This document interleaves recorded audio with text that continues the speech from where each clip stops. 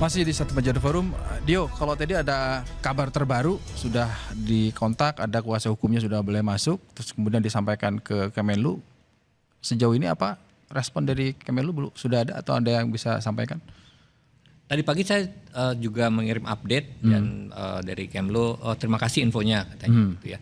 Tapi satu sisi saya sebenarnya juga tetap mengapresiasi gitu ya, karena begitu di hari pertama penangkapan responnya cukup cepat untuk menghubungi saya gitu ya, dan kami berkali-kali berkomunikasi gitu, dan malamnya memang sudah ada pernyataan dari Kemlu mengecam keras gitu ya malamnya. Terus memang sempat ada apa namanya dinamika gitu, karena mereka sempat bingung ini statusnya beneran intercept gitu, karena kalau di live tracker kapalnya masih jalan. Kapalnya masih jalan. Jalan itu sempat kebingungan di situ ya.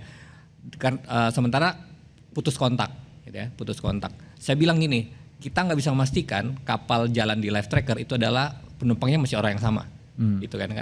Bahkan ketika dicegat bisa saja itu digiring sama Zionis Israel menuju pelabuhan gitu ya. Kalau di live tracker kan tetap jalan gitu. Jadi memang membingungkan kayak gitu ya. Tapi itu tadi, dan kemudian di hari yang sama juga tim kami di Malaysia dan Turki juga langsung mengontak KBRI di negara-negara di sekitar penculikan gitu ya. Dan mereka menyatakan siap apapun yang dilakukan untuk membebaskan rekan-rekan kita. Gitu. Itu tadi informasi bahwa ada kuasa hukum yang sudah menyampaikan pesan itu, nanti kuasa hukum itu nanti akan berkomunikasi dengan otoritas Israel gitu? Iya, dia akan berkomunikasi ke pihak Israel, dan tentu upayanya adalah upaya pembebasan kan? Upaya pembebasan gitu ya. Dan udah dipastikan tadi mereka ini yang tertahan itu sudah sampai di Asdod, kota pelabuhan ini sekitar 40 km dari Gaza gitu ya. Nah, di sini itu prosesnya ada lagi interogasi, terus barang dan alat komunikasi akan disita gitu ya, dan terakhir tuh kalau lihat sebelum-sebelumnya ya ada dokumen deportasi yang harus tanda tangan. Dan kuasa hukum yang ditunjuk oleh Global Smooth Flotilla itu bisa memastikan kondisi WNI atau relawan itu dalam kondisi baik, atau hanya baru sebatas komunikasi? Baru informasi terakhir itu mereka tiba di Asdod dan mereka bisa masuk. Tapi belum ada informasi dari mereka tentang kondisi kawan-kawan kita seperti apa di sana gitu. Oke. Saya ke Prof Fik, saya kembali lagi nih. Tadi kan Dio sudah menjelaskan, sudah komunikasi, ada kuasa hukum memastikan bahwa semuanya baik-baik saja di sana. Ini saya kembali lagi ke BOP. Saya ingat betul Prof Fik ini kan yang paling keras ketika Indonesia memutuskan masuk BOP. Sampai ada kata-kata yang keras banget lah pokoknya. Meskipun tadi Mas Dev bilang ini kan masih di hold. Tapi kan saya ingin mencoba menggali, ini namanya usaha kan. Apa mungkin gitu, apalagi Presiden Prabowo juga kan mengatakan bahwa ya kita lihatlah ada untungnya atau tidak. Bukan tidak mungkin kok kita keluar. Nah, ini kan banyak orang menganggap, bahasa awamnya adalah ya ini kesempatan. Ada di BOP, meskipun tadi Prof Fik mengatakan hati-hati loh, imbalannya bahaya banget nanti ditukarnya dengan itu. Gimana Prof? Ini ada BOP, di situ ada Amerika, Israel, justru mereka yang menyerang Iran. Gimana ceritanya itu kan? Tapi gini ya, saya melihat Bapak Presiden, mungkin juga Menhan pada waktu di Komisi 1, beliau menyampaikan BOP ini kesempatan. Karena beliau melihat comprehensive plan yang dibuat oleh Presiden Trump, 20 comprehensive plan yang kemudian diakomodasi dalam resolusi 2803 dari Dewan Keamanan PBB. Nah, memang di situ muncul istilah BOP.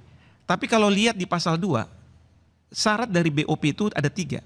Pertama adalah ini merupakan transitional administration, pemerintahan sementara.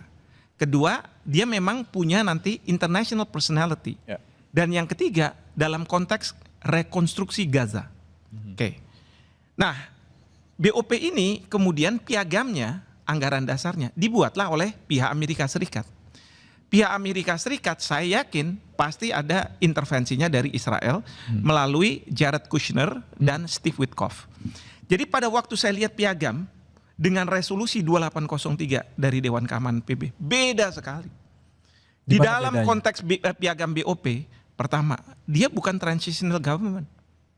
Karena apa? Di situ dibuat sebagai organisasi internasional yang memberi katakanlah perdamaian di daerah-daerah konflik atau terancam konflik. Lihat di pasal 1-nya. Kemudian dia tidak bicara soal Gaza. Karena kalau kita lihat pasal demi pasal, nggak ada istilah Gaza. Artinya apa? Dia bisa pergi kemana saja. Nah yang berikutnya adalah, ini sebuah organisasi internasional. Nah lucunya organisasi internasional ini diketuai oleh yang namanya Donald J. Trump. Karena di pasal 3 disebutkan, Donald J. Trump will serve as, pertama sebagai chairman, tapi kedua, as a representative of the United States untuk pertama kali. Artinya apa? Kalau besok-besok Trump sudah tidak lagi terpilih jadi presiden, Presiden Amerika Serikat pun harus tunduk pada Donald Trump. Bayangkan kalau ini presiden dari Partai Demokrat, apa mereka mau tunduk? Nah, menurut saya ini kita dijebak oleh Amerika Serikat. Dan Jadi kalau maksudnya- misalnya pengambilan keputusan itu di pasal 3 juga. Ya di huruf D ada ketentuan yang mengatakan memang one man one vote, satu negara satu Ya. suara, dan pengambilan keputusan mayoritas yang hadir. Tapi ada ketentuan berikutnya, provided dengan ketentuan chairman menyetujui. Nah sekarang gini, kalau ini ada negara-negara Prof, tadinya Islam itu berpenduduk berpikirnya Islam, sederhana, berpikir begini. gimana? Ini dalam konteks pembebasan 9 WNI ini. Ya paling tidak bisa minta tolong lewat Trump lah gitu. Terus ngasih tahu Israel gitu. Trump Dalam itu konteks udah, POP. ya, Trump itu udah sibuk soal perang Iran. Bagaimana dia keluar dari masalah ini, exit strateginya udah ini. Direpotin dengan masalah kayak begini. Apalagi sekarang, kalau misalnya ini ada negara-negara Islam, vote katakanlah dengan Israel, satu negara, padahal kan satu negara satu ini. Kira-kira mau dimenangkan sama siapa nih, karena sama Taufik chairman? tadi mengatakan kita dijebak ini di BOP. Kita dengarkan dulu ya pernyataan Presiden Prabowo kaitannya dengan posisi Indonesia di BOP, gimana bisa bertahan atau bisa keluar. Saya mengatakan selama kita di dalam BOP bisa bantu perjuangan rakyat Palestina, kita akan berusaha. Begitu kita ambil kesimpulan tidak ada harapan dan kontraproduktif, kita menilai kita habis waktu, habis energi dan tidak menguntungkan kepentingan nasional bangsa Indonesia, kita keluar. Itu kesepakatan kita bertujuh, tapi saya sudah ambil keputusan. Saya tidak akan nunggu yang 7 negara lain. Kalau saya ambil keputusan, kalau saya ambil kesimpulan tidak ada manfaat, mereka sudah tahu saya akan keluar. Saya mau ke Mas Dev. Mas Dev, kan jelas tuh. Ya. Jadi misalkan di hold, tapi kan posisinya gini, apakah momentum tindakan Israel yang mengintercept dan menahan WNI ini bisa dijadikan alasan yang tadi disampaikan Presiden untuk keluar, dan itu paling tidak Komisi DPR memberikan rekomendasi lah. Ini kalau bicara momentum, ya sebenarnya banyak momentum. Ya, nah ini kan yang terbaru lah. Ya, ini yang terbaru. Lebanon, Ya. penyerangan, terus Ya. juga agresi terhadap Iran. Akumulasi termasuk yang Nah, sekarang ini. termasuk hal ini. Ya, kalau ngomong momentum sih ada banyak ya. Oke. Sekarang tinggal ya itu kembali lagi hitung untung ruginya. Nah, di dalam kita untungnya berapa, kita keluar ruginya berapa. Nah, sekarang Kalau kata Profik nggak ada untungnya, semuanya ya sekarang rugi semua. tergantung perspektif masing-masing Oke. gitu ya. Kalau Komisi Tadi 1 gimana? Tapi kalau tadi saya lihat tayangan dari Bapak Presiden yang ada di tayangan beliau, Ya. itu resolusi 2803 tuh. Ya, Itu kan- masuk cerita bagus tuh. Masih bagus. Oke. Tapi kalau lihat piagamnya nggak seperti itu. Nah, Oke. nggak ya gini. Sekarang Saya kembali kembali lagi kan. Tadi Prof bilang bahwa di Kemlu ini kan juga banyak orang pinter. Iya. Nah ya. Nah cuman kan mereka itu semua ditugaskan untuk menyesuaikan dengan bukan selera tapi dengan situasi politik dan juga dengan grand design-nya presiden terhadap Indonesia yang dimana kita memainkan peran politik bebas aktif kita. Nah ya jadi kalau misalnya kita langsung ya bukan gegabah lah tapi kita langsung bersikap dengan tegas keluar, nah lalu apakah kita bisa memberikan dampak lebih baik Ya. pada masyarakat di Palestina Palestina. atau di Gaza secara khususnya.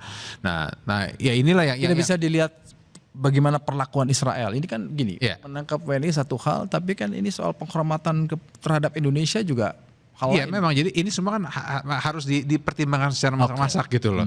Nah ya kita di DPR ya bukannya kita itu rubber stamp setuju atau tidak itu saja, tapi ya kita kan juga harus mendengar konsepnya dari sisi diplomasinya sejauh mana, dari sisi pertahanannya seperti apa, lalu juga dampak long termnya terhadap perdagangan internasional kita itu seperti apa. Nah ya inilah yang harus menjadi pertimbangan-pertimbangan sebelum kita mengambil tindakan-tindakan drastis gitu. Oke.